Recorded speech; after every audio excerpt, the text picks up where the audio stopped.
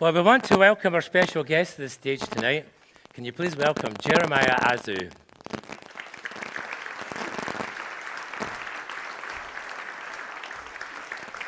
Now, Jeremiah won bronze in Paris, but he has been winning gold last year at the World Indoor Athletics. He is the that deserves a clap, yeah.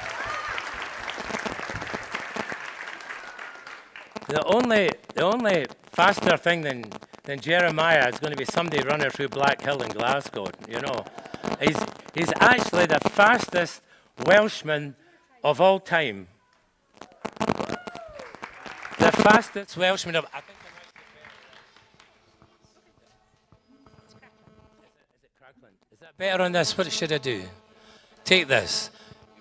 Do you want to take this? And I'll give this to Jeremiah. In this machine, we really want rid of it because it was crackling all through the first half. Thank you, Matt. And obviously, you're our technical advisor in this. That's much better. Okay, there we go. We're back to old-fashioned wires, but it's working much better. That's good, eh? Right? Fantastic. Well, we'll just go last century and it'll be fine. So, but he's been winning some races, and also he was in the news because he put a headband on that said 100% Jesus. Yeah, come on. Yeah. That took a lot of courage and got him in a heck of a lot of trouble, but never mind, it was fantastic. Eh? So it's great to have him with us tonight. And so just tell us a wee bit. You are the fastest Welshman of all time, I understand. Yes. And that's quite a thing in itself. But tell us a wee bit, because you're not from Wales originally. This is a picture of Jeremiah and his wife and his child. They're a lovely family, aren't they? Eh? They look great. So, and we'll come to them later on. But tell us about when you were a child, because you weren't born in Wales, were you? No, so I was born in the Netherlands. I moved to Wales when I was just before I turned 3. And I've been in Cardiff ever since. So yeah, I'm proud to call myself a Welshman. Yeah, fantastic. And what took your parents? What form of madness was it that they left Netherlands and went to Cardiff? What took your parents to Cardiff? So my dad was very close with his sister, and she decided to move to Cardiff. And then he followed her there, and we've had a great life since. So yeah.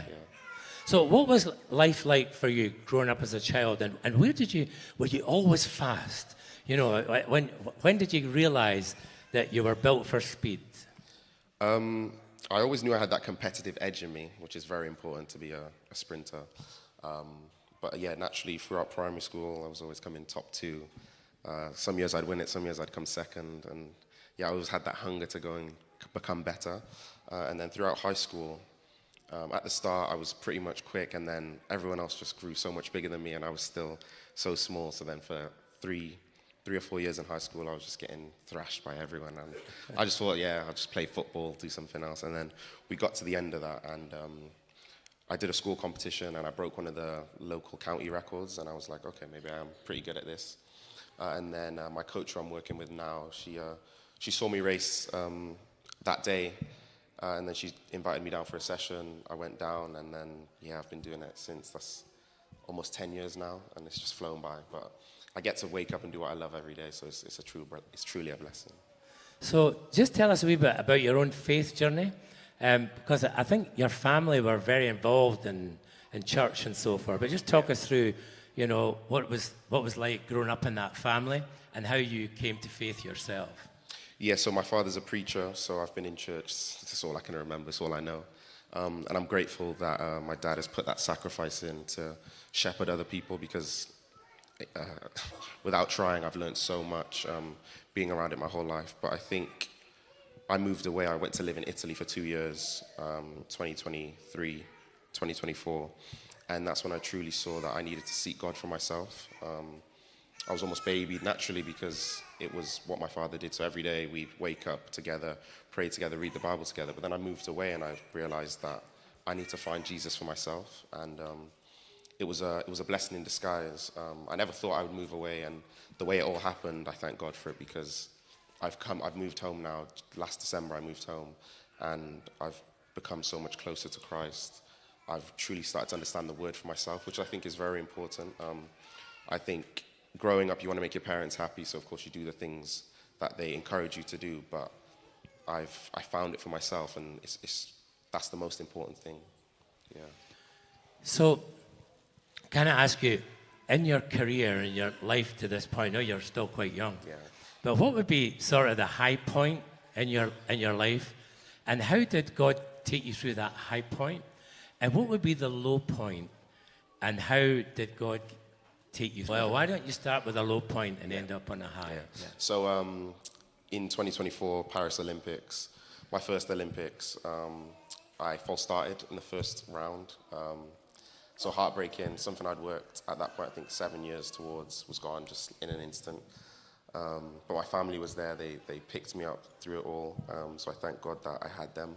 But I think I learned in that season that you're not defined by what you achieve or what you go through. You're defined because God loves you for who you are. He created us with these gifts and these talents, but at that point in life, I was chasing external things, chasing victories, which is a good thing. We've got to work hard to earn things. It's not going to come without working hard. But it was important for me to learn that God is good. God should be the center of my life, should be the focus. And in that pain, in that mess, Christ really revealed himself to me. And I was able to come back a week later with the relay, and we were able to get a medal. So that was almost a quick turnaround. I still had to process it so much over the rest of the summer. But yeah, that was a big low point for me. Yeah. And what about a high point in your career? So just in March, I had the World Indoors, where I was able to win the gold.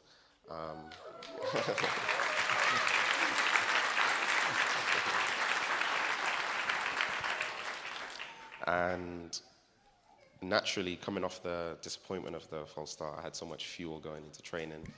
I didn't leave anything unturned. And initially, I went back out to Italy in the October to try and attempt to train out there again. But as my wife was expecting, and a whole number of other things, I had to take a step back and reflect what I was chasing, what I was searching for.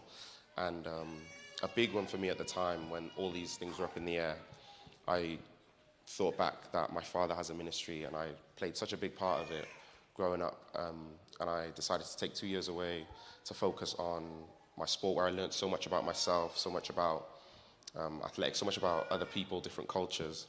But the final decision for me was making sure that I could do my part to help my dad grow the ministry, to help people know Christ. And that was like the final decision when I was weighing up everything. So I decided to move back in the December. And then 3 months later, I was able to win gold. So I went from false starting, having nothing, to 3-4 months later, winning a gold. And God showed me that when I put him at the center of my life, all the other things fell into place, which was a beautiful thing. Yeah. Now, I think we have got a couple. Yeah, guys, clap for that. Fantastic. Now, we've got a couple of wee video clips, which I think we'll put up just now. Just if you can look out these video clips, we've got them there. Let's put a couple of wee video clips up, just because we'll not ask you to do a demonstration here. When I get out onto the track, I normally do a quick stride out, get the body moving, because we've just been sat in the core room for about 20 minutes. So after that stride, I get back to the blocks, and it's like a rule of thumb. You do 2 feet to the front and 3 to the back, but I add 2 extra fingers between each. So I'll do 2 feet and 2 fingers, 3 feet and 2 fingers to each block, and then do 1 or 2 push-outs. You kind of keep it simple, keep it light. You don't want to do a lot before you're about to race. You kind of clear your mind and you go with what you've got. You just clear it, and your instinct will take over at that point. And then halfway up the track, I say a little prayer, and then I walk back to my blocks, and then showtime.